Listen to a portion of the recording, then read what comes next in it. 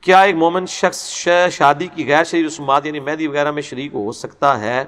پہلی بات یہ کہ شادی کی غیر شرعی رسم آپ نے مہندی کو کیسے ڈکلیئر کر دی ہے؟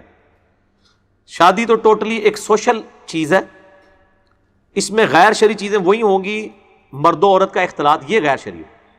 اگر مہندی کی رسم ہوتی ہے اور صرف اس میں لڑکیاں بیٹھی ہوئی ہیں اور لڑکی کو مہندی لگا دی جاتی ہے تو عورت کے لیے مہندی لگانا تو کوئی حرام نہیں ہے۔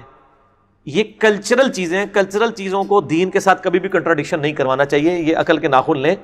اور یہ غیر شرعی رسومات فوراً کہہ دیتے ہیں، غیر شرعی رسومات وہی ہوں گی جس میں شریعت کی حد ٹوٹے۔ جو میاں بیوی کا بانڈ والا معاملہ ہے یہ سوشل معاملات کے اوپر ہے۔ اچھا مہندی غیر شرعی ہے تو گاڑی میں بیٹھ کے جو دلہا جاتا ہے یہ غیر شرعی نہیں ہے؟ یہ کون سا مطلب حدیث کے اندر آیا ہوا ہے؟ تو کہیں گے دنیاوی معاملہ ہے۔ اور مولوی صاحب جو نکاح پڑھانے کے 5,000 روپے لیتے ہیں اور نکاح رجسٹرار، یہ کون سی شریعت ہے؟ اس کو کوئی نہیں غیر شرعی کہتا۔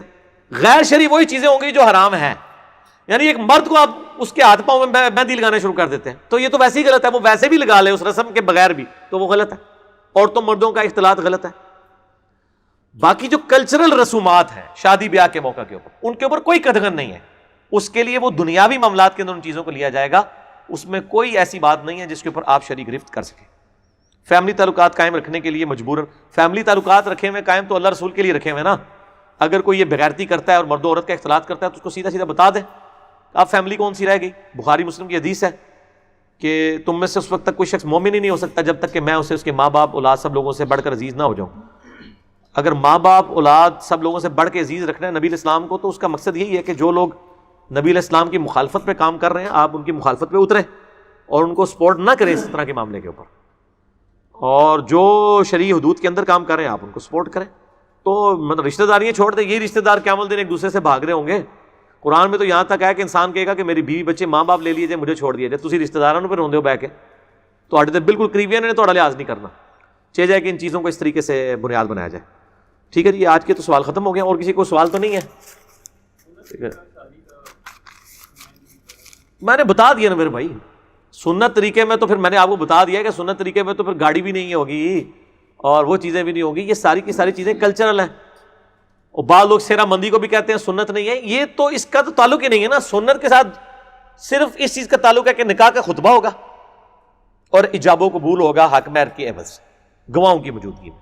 اس کے علاوہ جتنے معاملات ہیں، براتیوں کو کھانا کھلانا، یہ کلچرل چیز ہے۔ اس کھانے میں جو کچھ کھلا رہے ہیں بریانی سنت ہے؟ یہ تو کسی نے سوال نہیں پوچھا۔ کھانے بھی آؤ، دودھ پتی، یہ سارے دنیاوی معاملات ہیں نا۔ ٹھیک ہے نا جی۔ اسی طریقے سے مسجد میں نماز پڑھنا تو ٹھیک ہے، سنت ہے۔ آپ کو کہ جی قالین، یہ دنیاوی معاملہ ہے، یہ دنیاوی معاملات ہے، اس میں یہ دیکھا جائے گا کہ منع نہیں ہے۔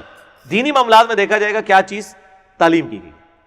اب مسجد میں قالین، ایئر کنڈیشن، اسی طریقے سے لائٹنگ، یہ جو مطلب جائز لائٹنگ ہے، ناجائز والی لائٹنگ کی میں بات نہیں کر رہا، فضول خرچی والی، تو بیسک نیڈز ہیں، ٹوائلٹس ہیں اور صاف ستھرے وضو خانے بنے ہوئے ہیں، اس طرح کی جو چیزیں ہیں، یا اچھی والی ٹوپیاں رکھ دی ہوئی ہیں مسجد کے اندر، پلاسٹک والی نہیں، اچھی والی ٹوپیاں، تو اس طرح کے معاملات کے اندر تو کوئی حرج نہیں۔ دینی جو رسومات کے اوپر کوئی قدغن نہیں ہے۔